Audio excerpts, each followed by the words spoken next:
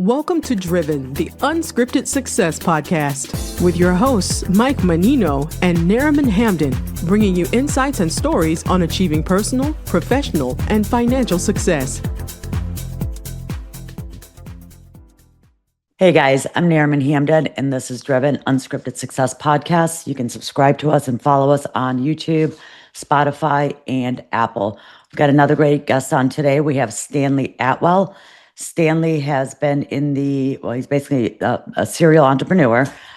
He has been in the financial management space, as well as and business executive with direct hands-on expertise creating. He also has developed and built personal businesses, complex corporate strategies across domestic and international markets, from startup and acquisitions to full-scale operations and expansion. He's currently the CEO and founder of IntelliSteel Group, which they have been around for almost 10 years. And what they specialize in is cold form steel frames that replace traditional lumber. How's it going, Stanley? Very good. How are you? Good. Tell us where you are zooming in from. I'm actually currently in our Texas facility. We have our main facility and headquarters is located in Groveland, Florida, where we have about 140,000 square feet and 9 machines that operate our technology, kind of what you see behind me. And then I'm currently in Texas right now, where we have 40,000 square feet operating out of San Marcos, Texas. Well, that's fantastic. So it's fair to say that you're not busy at all. Mm-hmm. Right.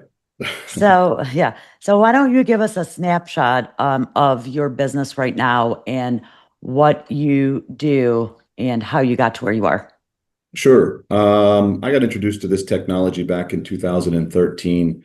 The technology that we employ in our company is a world-leading technology that essentially replaces traditional lumber, concrete, etc., and instead uses advanced pre-engineered cold form steel. So what that means is that we, instead of traditional construction, we basically take material directly from the mill, the steel mill, we bring it directly to our factory, and we extrude every single, what would be a stick and stud or what would be a block. We extrude 100% of that inside of our factory with a lot of advanced detailing, a lot of advanced structural attributes that allows for us to snap it together inside of our factory. We create panels, large floor joists, large roof trusses, and you can see some of them behind me over my shoulder. These are stacks of wall panels. So essentially that's replacing what would be done typically on the job site, where there is a large amount of labor, using a lot of it unskilled, using a lot of waste to get a subpar product, which is what we see in the US specifically, is a very diminished result in terms of framing and construction, and it's what everybody complains about. And then there's water problems, and then there's termite issues, etc. We eradicate all of that, and we're able to do everything that I'm describing to you cheaper than wood. And we're the only ones that do that in the United States that way. But when I was introduced to this technology, it was a clear sign to me that there was going to be a change. In 2013, our market was starting to rise. And as the US was coming out of the 2009 doldrums, it seemed like it filled every gap. It just wasn't here. But that also meant that we were going to try and change one of the most resistant and traditional industries in the United States, and that's construction. We've been doing the same thing for over 150 years, haven't changed it, haven't added any technology to it. And what I saw was an opportunity to bring an immediate technology introduction into an archaic construction process. And by doing so, A, we're at the tip of the spear, which means we're getting all the resistance. But B, at the back of the spear, we end up getting all the results as long as we were able to demonstrate what we could do. And currently right now, we're the largest in the US with the largest geographic footprint, more technology than anyone else. And we're putting out more product than anybody else. That's pretty impressive. So how do you deal with taking risks? Is there a time when rolling the dice really worked out for you? I have always taken risks. I don't think that I take risks haphazardly. I take the risks calculated. You look at the opportunity, you look at the services, you look at what your headwinds are, and you try and deduce whether or not you're going to be able to move through that. And look, I'm a serial entrepreneur, so I'll typically look at things slightly optimistic in my view, which gets me into the situation where I'm taking a risk. Sometimes those risks are greater than what I would have expected or calculated, but that's not the point. The point is that if you can identify an opportunity, a service, or something that brings value to a market or to a niche, then the question is, who's going to do it, you or somebody else?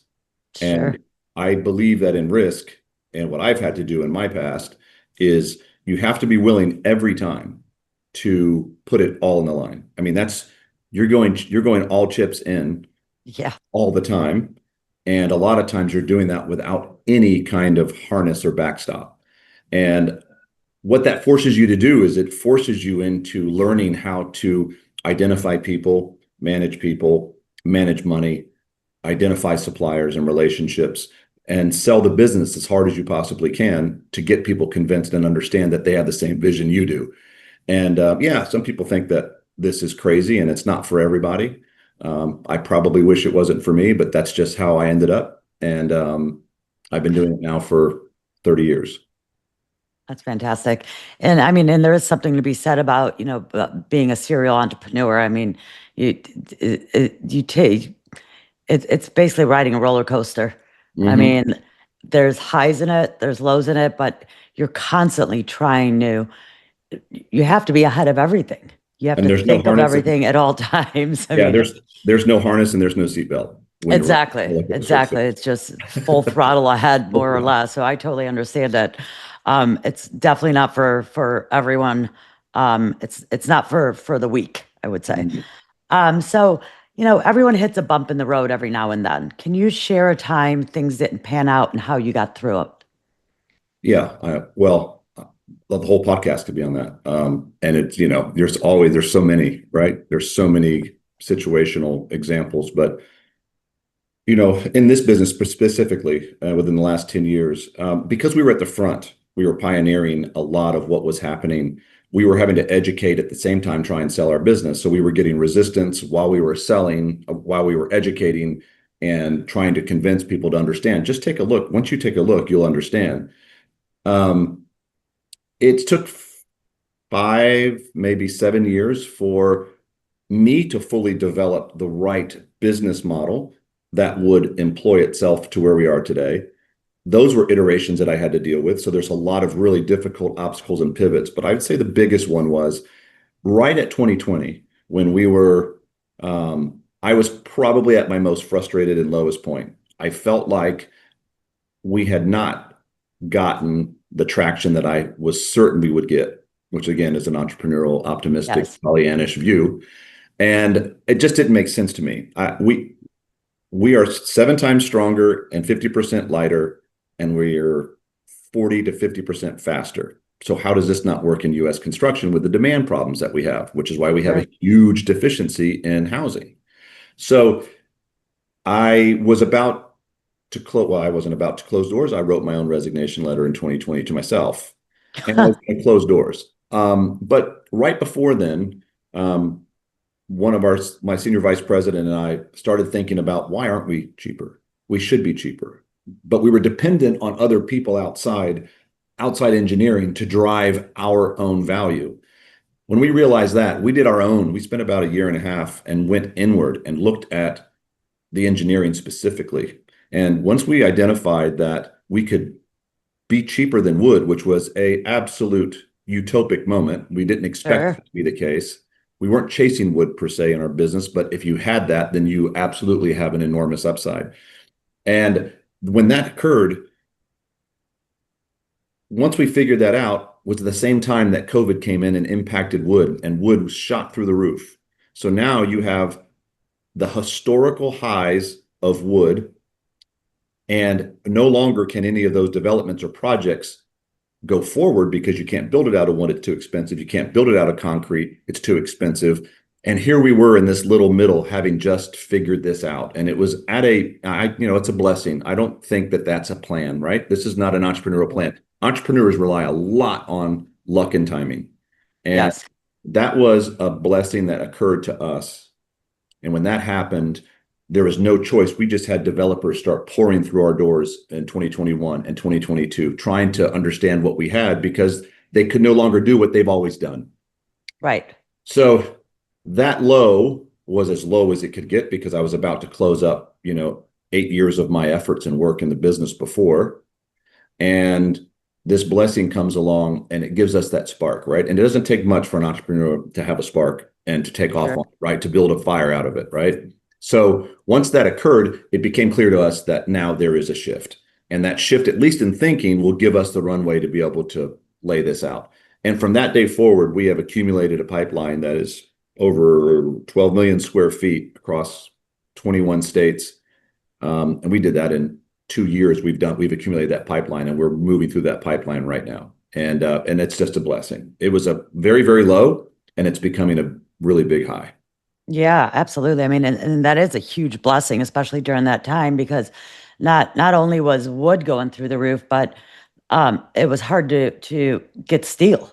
Because I have a fellow that started building a sustainable living home, and he couldn't get steel here. He had to have it exported from Spain. Mm-hmm. So imagine the price on that coming over here, which didn't put him in the right space or right place today financially with this project. But Right. So you coming in with being able to have this technology that It answers a is lot of better than problems. It answers all steel the and better problems. than wood, but it's still sustainable. Mhm. I mean, it was a huge blessing. So that's pretty impressive that it was the right timing as well. It was something that was needed, and there you were. So it's pretty cool. Yeah. What's a skill or habit you think doesn't get enough credit for contributing to your success? Sheer grit and tenacity under the worst of conditions.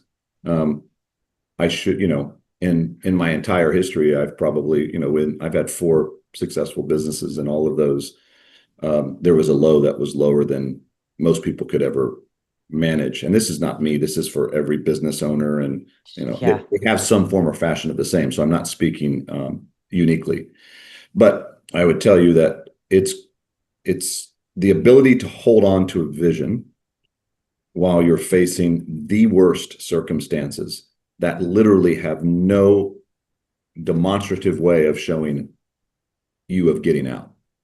And you think that you're going to close up, you think that you're not going to make it, you're at full risk. You've got, not only an entrepreneur doesn't take on just the risk of the business, that risk trickles down into their family, into their own personal finances, and into all their personal assets, because you're personally guaranteeing them. And when you do that, there's a heavier burden that you carry along the way, and that risk rises rapidly when there is a challenge. So I would tell you that it's the ability to emotionally hold on, maintain the grit and tenacity, because it's not skill.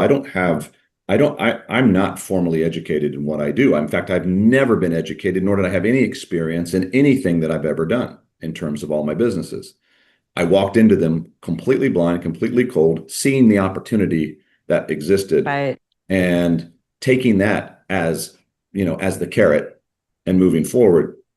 So without the ability to maintain your maniacal vision during a time of extreme duress, most people give up.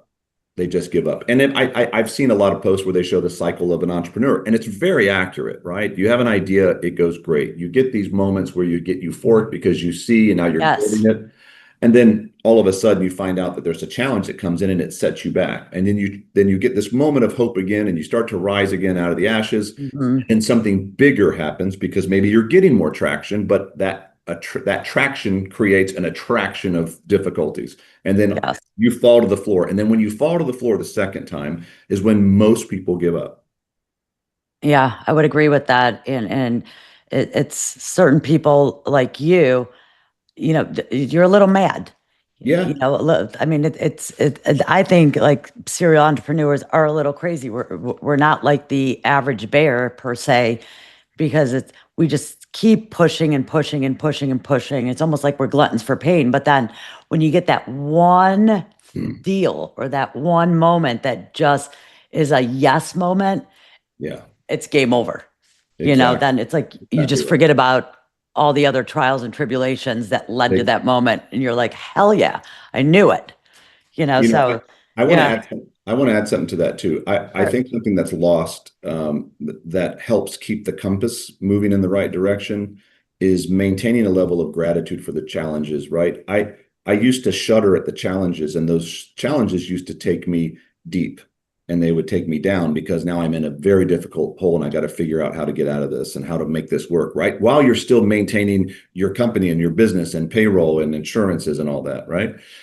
And gratitude is a shift in how you look at your challenges and your obstacles. And I started to realize that those obstacles and challenges were a form of sharpening my blade, as opposed to Yes. resisting them with effort and energy and negativity.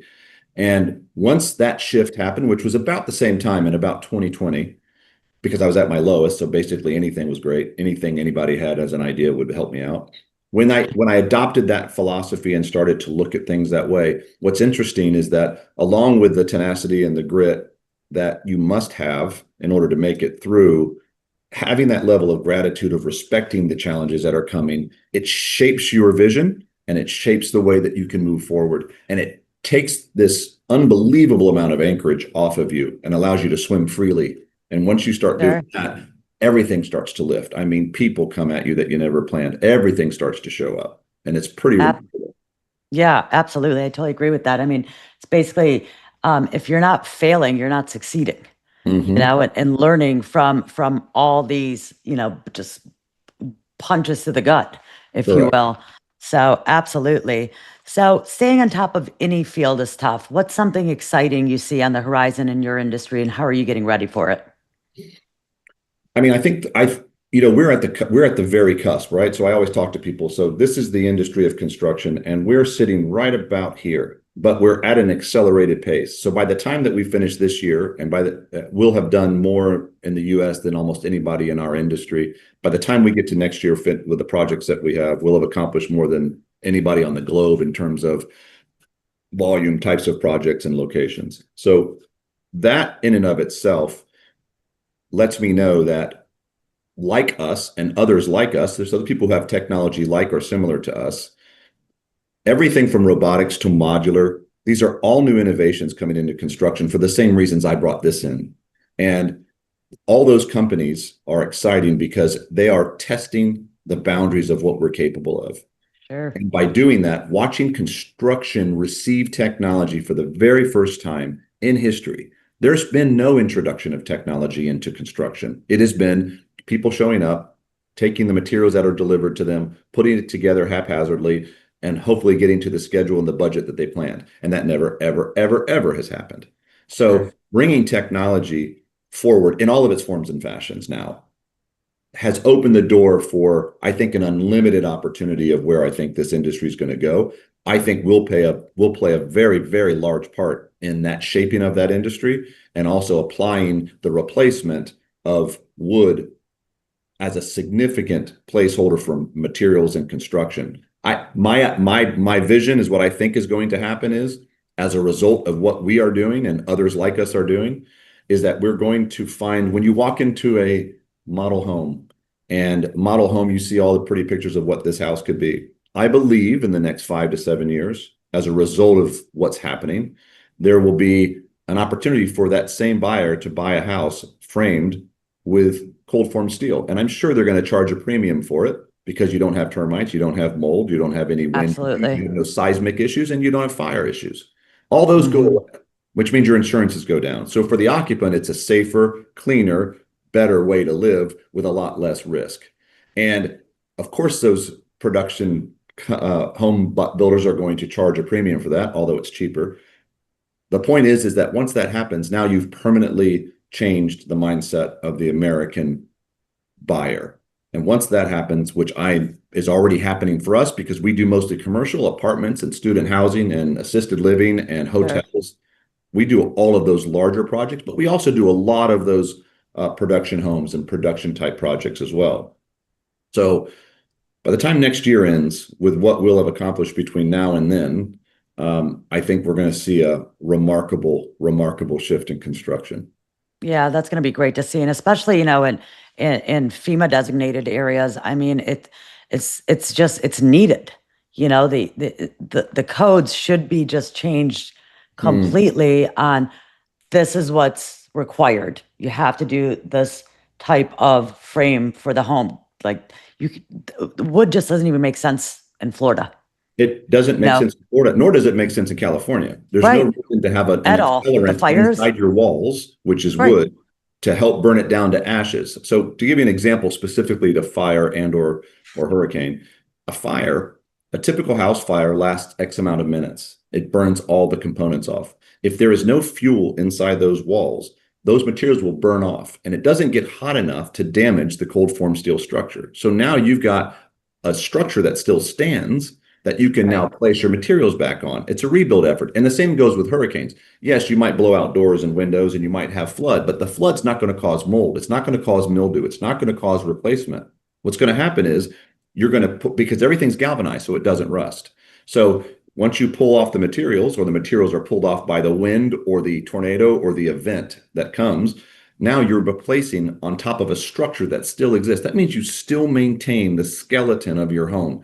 And that's something that's really important, because when people lose their home, as you know, in Florida or in sure, California's fire or in the middle of the country with tornadoes, when you lose your home, a rebuild of a home is, there's no words to describe the catastrophic effects and sure, emotions that happen. But if you could look out there and say, well, I've still got my structure, I just need to put the drywall and the exterior cladding and the roof back right. on, right? It's a game changer. Absolutely. Absolutely. And not to mention, I mean, being in that position, I mean, and you're also dealing with the insurance, you're dealing with FEMA, and the delay of all that, you're not going to get in your house for minimum 1.5 to 2 years before you get anything going. So Yeah. I completely agree with you. I feel like the way of they're constructing homes is going within, like, as you said, within the next 5 to 7 years there will be more of a demand from buyers and sellers or homeowners to have that type of construction and that type of quality, And the and insurance companies are driving this too, by the way. So yes, every time that you build with our cold form steel, the insurance rates drop dramatically. So that's for the absolutely, person and the builder and the developer. absolutely, absolutely. So leading a team has its challenges. What's your leadership style? And can you give us an example of how it helped you through a tough spot? Well, I will clearly say that I've always been the least educated in what it is that we're doing in the room in every business I've had. And that's literal. I'm not a designer. I'm not an engineer. I'm not a constructor. I'm not an architect. When I was in finance, I don't have a financial background. So, and when I was in Homeland Security, I didn't have any defense or military background. I am a veteran, but I didn't have any business that way. So I would tell you that I'm probably a servant leader. I walk into a room and I listen, and I really try to attract really smart people and let those smart people be the drivers and the compass. And I just try and give them what they need. So most of the time, my people will hear from me, what is it that you need? What do you need right now to get better, to get stronger, to fix any problem that you have? And I think that approach, it takes down the hierarchical, if that's the right word, separation that happens in an organization where people are following a traditional way of looking at things, and it allows everything to be in a flat table. And that flat table brings together people, and you're recognizing them across the table for being so smart and for having a voice and for having an idea. And that goes all the way down into, like, for example, our factory. We talk to our factory guys. What are you guys seeing? What do you think? Because a lot of times Right, they're the ones touching the material. They've got ideas that we've never even thought of, because why? We're detached from them. So right. I spend a majority of my time listening, and trying to give the smart people the tools that they need to have. And that's my job, is to give them that, give them what they need. Sure. And that's a better, and that's a better way to lead, because you are hiring all these people for these roles to help you and to help you run and excel your business and take it to, whatever CapEx you're looking at. And if you're not listening to them, and you want to tell them how to do it, then you're not going to get anywhere. And then they're not going to be excited to show up and help you or be a part of it as well. And I do agree, like the factory guys definitely know a lot more of what's going on because they're the ones working with it. They're the ones seeing it, touching it, feeling it, put it together, and knowing, okay, well, this isn't working under this pressure, this isn't doing this. So yeah, I think they get undervalued a lot on their insight. So it's great that you see that and that you are listening. You know what I Well, mean? some of my guys on the floor that run my entire business. When I started this business, I went to Goodwill and I asked them to do a hiring thing and to employ some people. So they put together, I didn't know what I was doing in this. I just needed bodies at the time, but I wanted bodies that had a certain acumen when I met with them. This was a Goodwill labor-driven employment fair for me. And the first people that I hired, well, the first person I hired, there's a video on my LinkedIn on it. The first person I hired looked across the table from me. I was asking him questions, and he was a short order cook at Denny's. And my factory's in a very small town and not a lot of opportunities. Sure.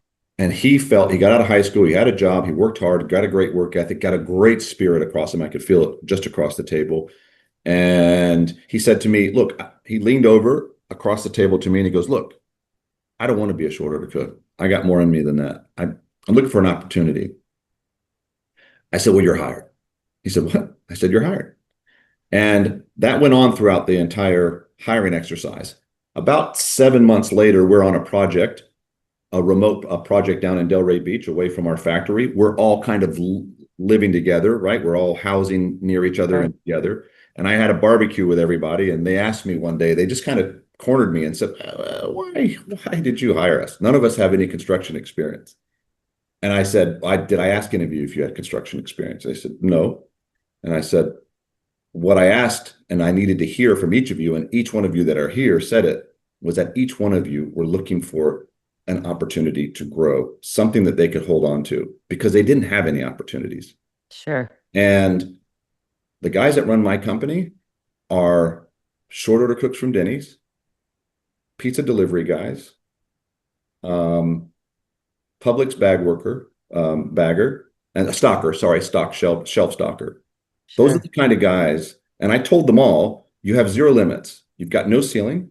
You've got no managers. You can go anywhere you want in this business. If you want to be a project manager, you can. You want to train people on the floor, you can. You want to go into design and engineering, you can. You want to go into CAD development, you can. Nothing stops you. The second that you took that off these individuals who've always felt like there was a limit based on what their education or what their history was, the second you take that off of them, you see an entirely different personality show up. And when they can actually, and then every time that they get promoted, and every one of these guys have promoted from the bottom to the top. And when you look and you talk to them, at the satisfaction that I get most is watching these young guys now over the course of 6, 7, 8 years. All of them now are running my business, and you can see that they're proud of it. And it's beautiful. Yeah. It's my favorite. My favorite part about the business is our people.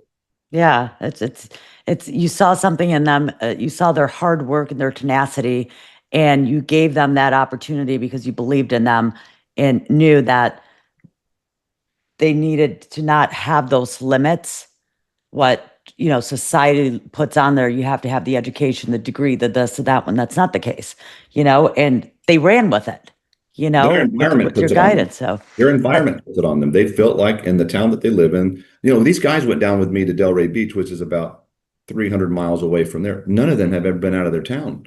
Wow. So I'm watching these guys react in an area they've never been out of their town. Wow.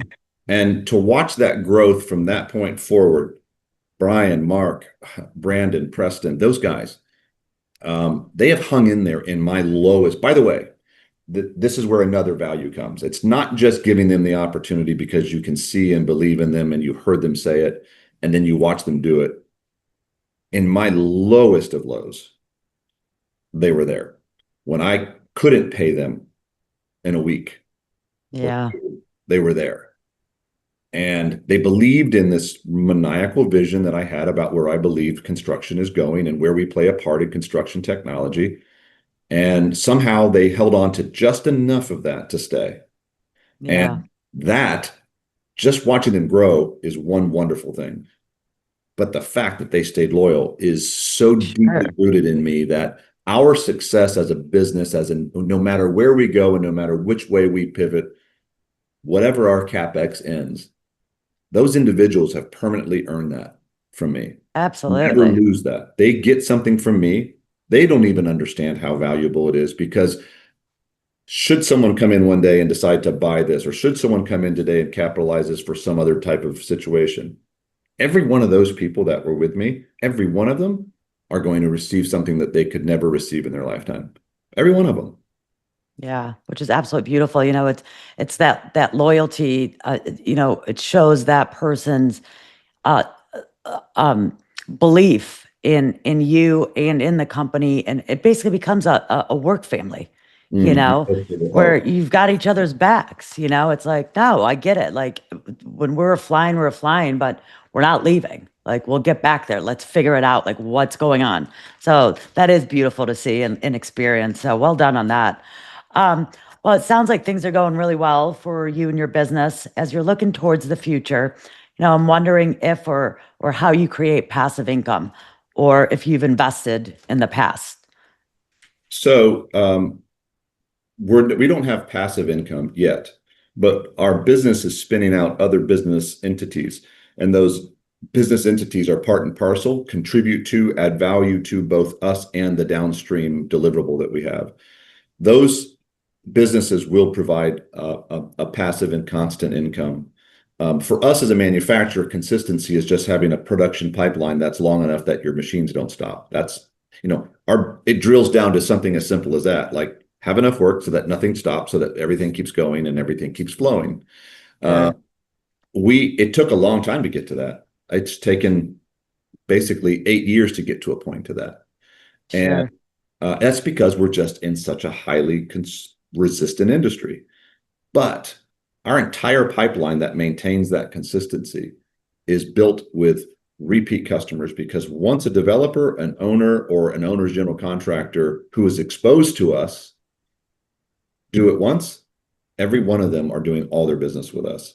And I think that's a testament to the impact of those who took the step. There's another example, just like the guys that I started. Someone took a leap of faith and said, it sounds right, it makes sense, it looks right on paper, it's still scary, but let's do it. And then they do Yeah. it. And then all of a sudden, once they see the value drop to their bottom line, they can't believe that they haven't done it before, and you get all their business. But from a passive income standpoint, yes, there's parts of our business that are organically spawning themselves into a manner which will provide passive income beyond just the manufacturing. Absolutely.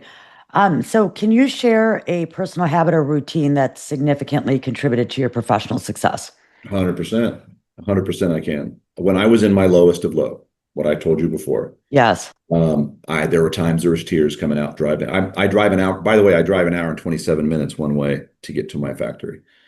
So when often those days are lonely, and often those days are just realizing that you're walking into where you don't have money for payroll, or you don't have money for materials, or you don't have money for rent, and you're driving in and you've got customers coming in, and you've got to find some way to be optimistic and smile. That's one of the difficulties of entrepreneurism. You got to look like you're still in your vision, even though everything tells you that it's falling apart, crumbling, pulverizing around you. So my wife introduced to me a different way of thinking, which I mentioned before, which was approach things from, I used to have the mentality that you'd sit back and fight, right? I like to get into a corner, pressure makes me think, I fight my way out. But there's a lot of negativity around that. Sure. So I started to every morning go into a routine where I started my day off, and you've heard this before from many entrepreneurs, is gratitude. So I wake up before I even get out of bed. I walk through a gratitude session with myself. What am I thankful for? A lot of times I'm thankful for the things that are difficult. And that starts to adjust my day. And then I'll spend 10 minutes and I will do a meditation manifestation of the things that I want to accomplish and the things that I want to get through that day. That 10 minutes of meditation manifestation, in many cases, it completely detaches me from the potential for the emotion to sink in, which is right away. Like, I went to bed with a lot of issues and I usually wake up with those. That's what I had always done. I woke right up with those issues, thinking of those. And if you think about it, your mind can make you sick, right? We all know that. If you're negative, it can make you sick. It can make you angry. It can make you irritable. Sure. That same capacity is for the positive, but no one talks about it. So you can change your mentality by changing the way that you feel first. First, it's feeling. Let that embody a mindset that you've got out in front of you, which is, what do you plan to do that day? What are you thankful for? And what do you see yourself doing? And then you see yourself in that as if it's happened.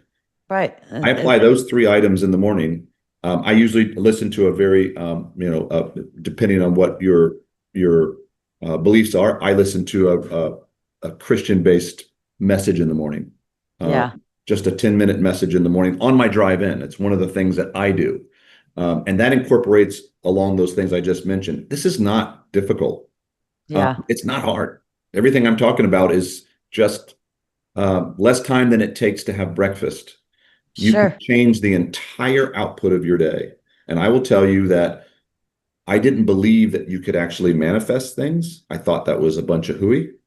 It's real. It's so real that I could write a literal book of impossibilities, of manifestations that happened that could not happen.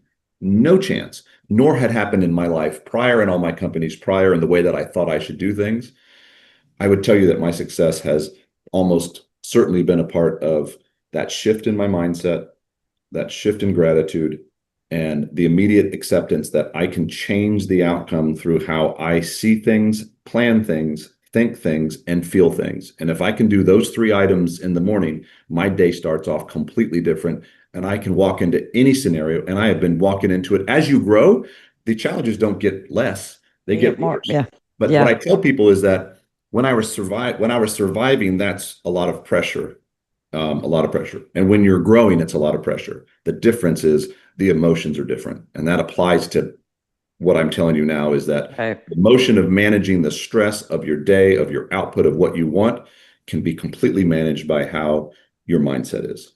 Absolutely. I believe that 100%. I mean, I was the same way, where I would just go full force on things until I get cornered, and then it's like punch my way through it. And it's heavy, it's draining, it's really exhausting. It's just, and then you're kind of just negative because you're exhausted from all of it and tired of it, and there's got to be a better way. So then you're like, it's not only affecting like my mindset and my energy, it's affecting my family who's around me, my friends who are around me, because then I'm complaining nonstop. So I believe in absolute gratitude and manifestation, and really thinking and seeing yourself on where you want to be and where you're taking your business and family. It's like as if it's happening, and then it happens. It sounds cliche. It's literally magic. It's literally magic. And I have turned my daughters onto this too. And one of my daughters was a very similar personality to me. Everything has changed for her. And she's like, it's almost as if I have a wand. And I said, yes, it's that close to having a wand. It's consistency. Yes. It doesn't mean it's tomorrow. It doesn't mean it's going to show up today, but it will come. And when it comes, you're going to go, wow, there's no way that could have happened. Exactly. And it's amazing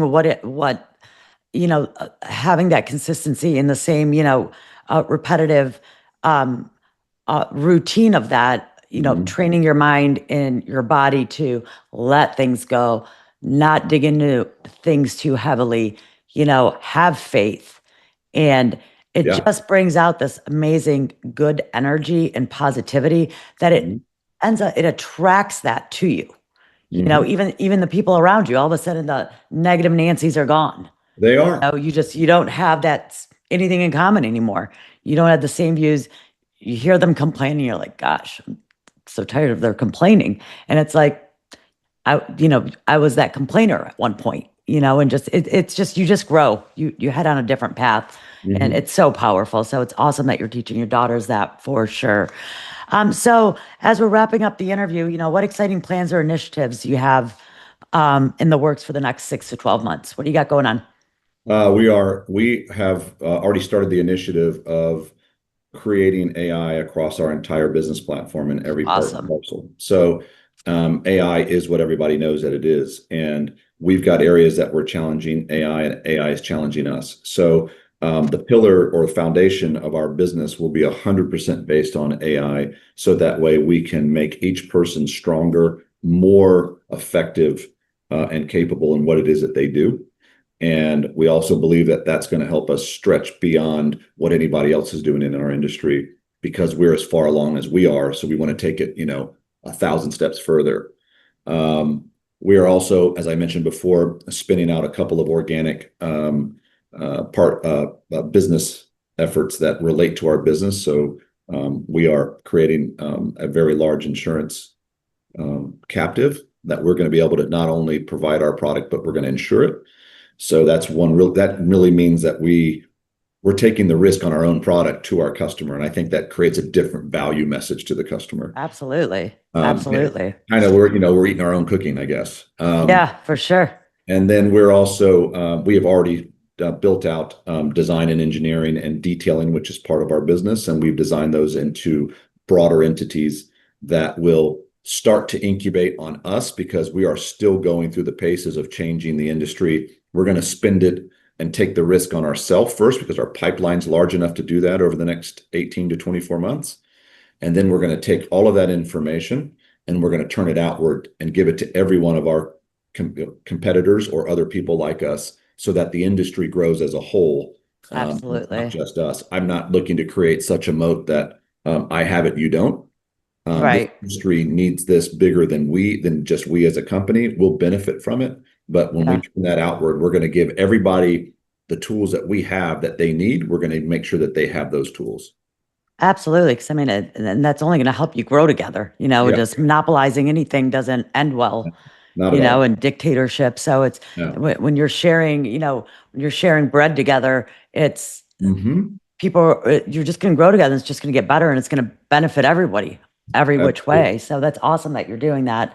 Well, I really appreciate you coming on. I really enjoyed chatting with you and learning about what you're doing.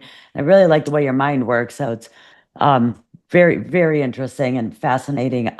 So if anyone wants to get a hold of you, how does one get a hold of you or your services? I think the best way to look is go online to LinkedIn. You'll find my name, Stanley Adwell, or our company, IntelliSteel. It'll also show you what we do. And I think it's kind of neat to see the things that we do, the education we put out there, the projects that we do. It allows you to kind of connect with what's happening. And you'll get a chance to see what's shaping the construction industry now, right in the moment that you live in today. Absolutely. Really, really exciting stuff that's coming. And it's awesome what you're doing and pushing this and getting this new technology out because it's definitely needed. Well, thank you so much, guys, for tuning in. So that Stanley just told you how to get a hold of him. Find him on LinkedIn or go on the website and learn all about what he's doing and reach out to him and learn some more. And hopefully you end up using his technology and getting a better home or better structure for your business. Thanks again. Thank you, Stanley. Thank you so much. I appreciate it. Absolutely. Bye, guys. Thanks for listening to Driven, the Unscripted Success Podcast. Want to share your story? Apply to be a guest at drivensuccesspodcast.com/guest.